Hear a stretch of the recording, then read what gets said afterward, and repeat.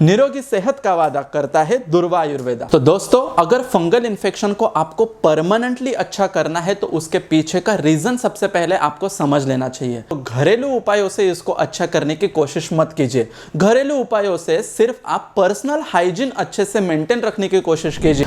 नमस्ते दोस्तों, इंडिया एक ट्रॉपिकल कंट्री और ह्यूमिड क्लाइमेट के वजह से फंगल इन्फेक्शन काफी कॉमनली हमें दिखाई देता है। हर दूसरे व्यक्ति को खुजली की बीमारी होती है। हम भी मार्केट में जब घूमते हैं तो हमें अक्सर ऐसे लोग दिखाई देते हैं कि जो इधर उधर हाथ डालते हैं और पब्लिक प्लेसेस में भी खुजली करना उनको कंट्रोल नहीं हो पाता, बार बार खुजली करते रहते हैं। बेसिकली मतलब ये सारे लोगों को खुजली की बीमारी इतने दिनों से होती है कि वो उसको पूरी तरह से क्लियर नहीं कर पाते। बेसिकली फंगल इन्फेक्शन को अगर अच्छी तरह से ट्रीट नहीं किया तो वो बार बार होते रहते हैं। ऐसे लोग अक्सर मेडिकल से कुछ ट्रीटमेंट लेते हैं, क्रीम्स लेते हैं और उसके ऊपर वो कंट्रोल करने की कोशिश करते हैं। इससे महीनों सालों तक चलता ही रहता है वो फंगल इन्फेक्शन। तो हमें अक्सर ये सवाल दिमाग में आता है कि ये फंगल इन्फेक्शन बार बार क्यों होता है। तो चलिए आज के वीडियो में जान लेते हैं इसका आंसर।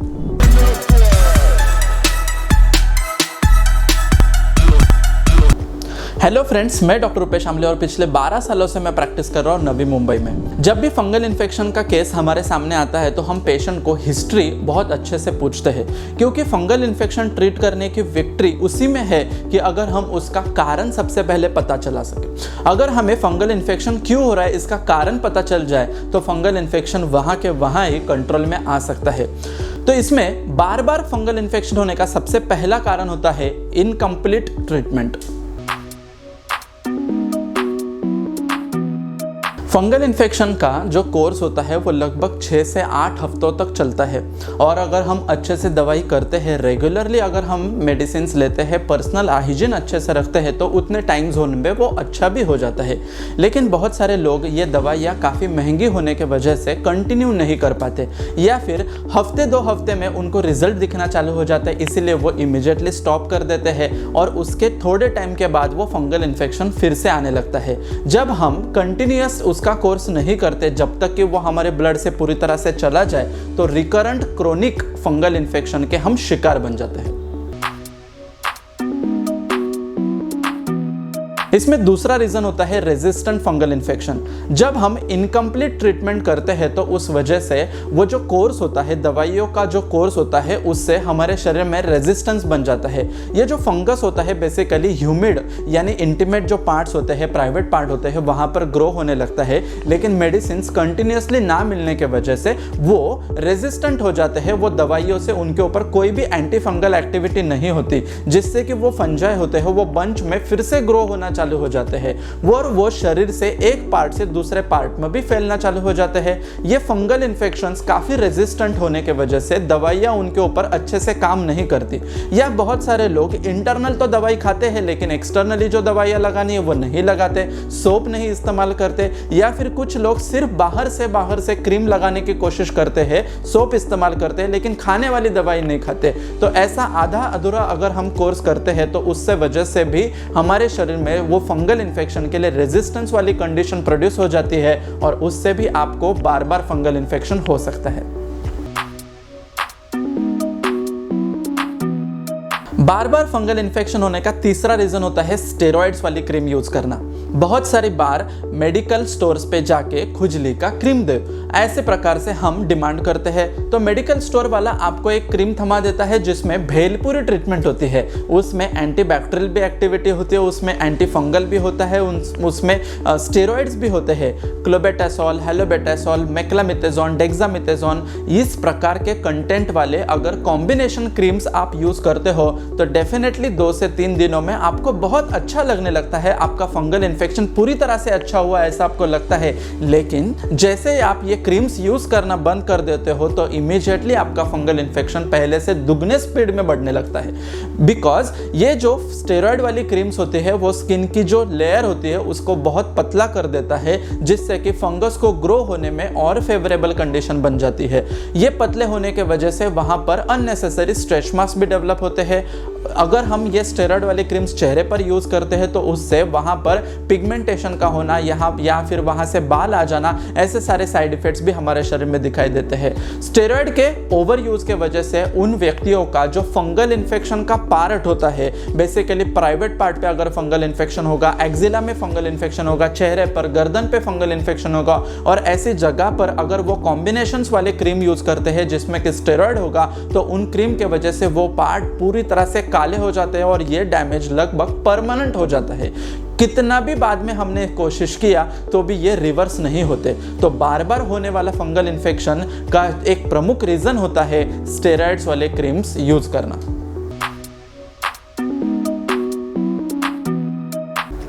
बार बार फंगल इन्फेक्शन होने का चौथा रीजन होता है पर्सनल हाइजीन न रखना। बहुत सारे लोग, बेसिकली जेंट्स जो लोग होते हैं वो आलसी होते हैं और ऐसे सिचुएशन में वो अपनी खुद की हाइजीन अच्छी तरह से नहीं रख पाते, जिससे कि बहुत सारे लोगों को पसीना उनके शरीर पर ही सूखता हुआ दिखाई देता है, लेकिन उसको वो अच्छी तरह से क्लीन नहीं करते। अगर आप जिम या स्पोर्ट्स की कुछ एक्टिविटी करते हो, बाहर से आते हो, तो आपका शरीर पसीने से अगर लथपथ है और उस टाइम पर अगर आप उस पसीने को क्लीन नहीं करते हो तो वो आपको फंगल इन्फेक्शन दिलाएगा। अगर आप टॉवेल दो भाइयों में शेयर होता है या ब्रदर सिस्टर में शेयर होता है या दो बहनें शेयर करती है, उनके टॉवेल शेयर करना, कपड़े शेयर करना, टी शर्ट शेयर करना, सोप शेयर करना, ये सब कॉस्मेटिक्स भी शेयर करना, ये सब प्रॉब्लम्स के वजह से एक दूसरे का होने वाला फंगल इन्फेक्शन ट्रांसमिट होने लगता है। बार बार फंगल इन्फेक्शन होने में सबसे प्रमुख रीजन होता है पर्सनल हाइजीन न रखना। बार बार फंगल इन्फेक्शन होने का एक रीजन होता है फैमिली फंगल इन्फेक्शन। तो डॉक्टर साहब, ये फैमिली फंगल इन्फेक्शन होता क्या है? बेसिकली अगर परिवार के किसी एक सदस्य को अगर फंगल इन्फेक्शन है तो वो शर्म के मारे बताते नहीं है और अच्छे से ट्रीटमेंट भी नहीं कराते हैं, जिससे कि परिवार के दूसरे व्यक्ति को भी फंगल इन्फेक्शन होने लगता है। बेसिकली जो यंगस्टर्स होते हैं वो प्राइवेट पार्ट पर फंगल इन्फेक्शन होने के वजह से शर्मा जाते हैं और मेडिकल स्टोर से मेडिसिन लेकर वो खाते हैं या क्रीम्स लगाते हैं, जिससे कि वो फंगल इन्फेक्शन अच्छी तरह से ट्रीट नहीं होता। शायद उस व्यक्ति को उस फंगल इन्फेक्शन की सीवियरिटी इतनी ना हो, उनके शरीर में इतने सारे सिम्टम्स उनको ना दिखाई देते हो, लेकिन घर में अगर कोई दूसरा सदस्य हो और उसको वो फंगल इन्फेक्शन हो जाए तो उसकी सीवियरिटी और इंटेंसिटी उसी फंगल इन्फेक्शन के वजह से बढ़ते हुए दिखाई देती है। अगर हमारे घर में कोई छोटा बच्चा है तो उसको तो इतना पसीना नहीं आता है, लेकिन हमने देखा है कि अक्सर छोटे बच्चों को भी फंगल इन्फेक्शन काफी ज्यादा मात्रा में होता है, क्योंकि परिवार के जो इतर सदस्य होते हैं उनको वो फंगल इन्फेक्शन होता है और बच्चे को लाड़ प्यार से वो पास में लेते हैं या फिर उनको किस करते हैं या फिर उनके हाथों से, उनके पसीने से वो फंगल इन्फेक्शन वो बड़े व्यक्ति से छोटे व्यक्ति की तरफ ट्रांसफर हो जाता है। छोटे बच्चों को जो फंगल इन्फेक्शन होता है वो अच्छी तरह से बता भी नहीं पाते और उनके बॉडी पार्ट्स में अगर वो पसीना जम जाता है तो वो एक रेजिस्टेंट फंगल इन्फेक्शन में कन्वर्ट हो जाता है। इसमें छठा रीजन होता है नेल इन्फेक्शन। देखो दोस्तों, फंगल इन्फेक्शन केवल स्किन पर ही नहीं होता है, स्किन के साथ साथ वो बालों के अंदर यानी स्कैल्प में भी फंगल इन्फेक्शन होता है। यानी कि अगर आपको लॉन्ग टर्म में किसी प्रकार का डैंड्रफ होगा तो वो भी एक प्रकार का फंगल इन्फेक्शन ही है। इसी प्रकार का फंगल इन्फेक्शन आपके नाखूनों भी हो सकता है। नाखूनों के जो एजेस होते हैं उसमें फंगल इन्फेक्शन होता है, जिस वजह से वो नाखून ब्रिटल हो जाते हैं, वो इजीली ब्रेक होने लगते हैं, वो पीले पड़ जाते हैं या काफ़ी गाढ़े हो जाते हैं, थिक हो जाते हैं। उनका जो नेल बेड होता है वो इन्फेक्टेड दिखता है, पीला दिखता है। तो ऐसा इन्फेक्शन अगर आपके शरीर पर है लेकिन उससे किसी भी प्रकार की तकलीफ नहीं है तो हम उसके ऊपर ध्यान नहीं देते, अच्छे से उसका ट्रीटमेंट नहीं करते। बेसिकली पैर के टो के नेल्स को अगर इस प्रकार का इन्फेक्शन है और अंडरगारमेंट्स पहनते समय अगर रेगुलरली उस नेल का कॉन्टैक्ट और उस अंडरगारमेंट को होता है और प्राइवेट पार्ट की तरफ जब वो अंडरगारमेंट जाता है तो वहां से वो इन्फेक्शन ट्रांसफर हो जाता है। और ये भी एक कॉमन रीजन होता है कि बार बार फंगल इन्फेक्शन होने के लिए आपका नेल का इन्फेक्शन और स्कैल्प का इन्फेक्शन भी रिस्पॉन्सिबल हो सकता है। बार बार फंगल इन्फेक्शन होने का नेक्स्ट रीजन होता है डायबिटीज। जैसे ही हमारे ब्लड में शुगर की लेवल ज़्यादा हो जाती है, उससे हमारी स्किन की इम्यूनिटी कम होती है और स्किन की इम्यूनिटी कम होने की वजह से फंगस इजीली अट्रैक्ट हो जाता है, फंगस इजीली स्किन पर ग्रो हो जाता है। यानी कि जिन लोगों को डायबिटीज जैसी प्रॉब्लम है तो उनको फंगल इन्फेक्शन बार बार होने की संभावना होती रहती है। बेसिकली अगर वो फीमेल्स है तो उनको बार बार ल्यूकोरिया यानी वाइट डिस्चार्ज वाला प्रॉब्लम हो सकता है, उनको वजाइना एरिया में रेडिश डिस्कलरेशन होता है, वहाँ पर ईच बहुत होती है, इसी को जॉक ईच भी कहा जाता है। उनका जो वी कट होता है वहाँ पर भी रेड कलर के पैचेस होते हैं और ये बार बार इन्फेक्शन होने का रीज़न उनके ब्लड में शुगर लेवल का ज़्यादा होना भी हो सकता है। इसके साथ साथ कुछ पुरुषों में अगर डायबिटीज़ है और उनको भी पेनिस एरिया में क्रैक्स आते होंगे, उनको बार बार वहाँ पर खुजली होती होगी, वहाँ पर से भी अगर कोई पसी वाइट डिस्चार्ज अगर निकलता होगा तो ये भी एक प्रकार का फंगल इन्फेक्शन ही होता है। और ये फंगल इन्फेक्शन अगर हम अच्छे से ट्रीट नहीं करते तो ये भी क्रोनिक रिकरेंट फंगल इन्फेक्शन में कन्वर्ट हो सकता है। तो दोस्तों, अगर फंगल इन्फेक्शन को आपको परमानेंटली अच्छा करना है तो उसके पीछे का रीज़न सबसे पहले आपको समझ लेना चाहिए। अगर आपको रीज़न समझ में आ जाए तो किसी स्किन डॉक्टर के साथ कांटेक्ट करके आपको फंगल इन्फेक्शन ही है इस बात का डायग्नोसिस आपको कंफर्म कर लेना चाहिए। जब आपका रीज़न और डायग्नोसिस कंफर्म हो जाए तो घरेलू उपायों से इसको अच्छा करने की कोशिश मत कीजिए। घरेलू उपायों से सिर्फ आप पर्सनल हाइजीन अच्छे से मेंटेन रखने की कोशिश कीजिए, लेकिन फंगल इन्फेक्शन के लिए आपको एक्सपर्ट एडवाइस और एक्सपर्ट मेडिसिन लेना बहुत ज़रूरी होता है।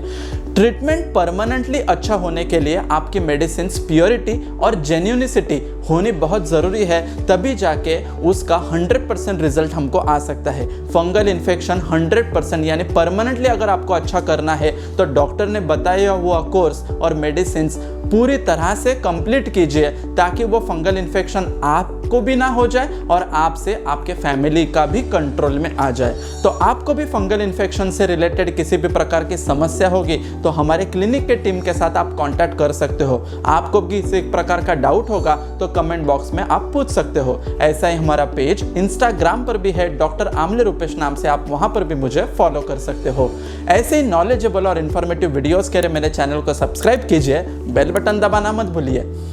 निरोगी सेहत का वादा करता है दुर्वा आयुर्वेदा। मिलते हैं ऐसे ही नॉलेजेबल और इन्फॉर्मेटिव कंटेंट के साथ अगले वीडियो में। तब तक के लिए धन्यवाद। Thank you so much.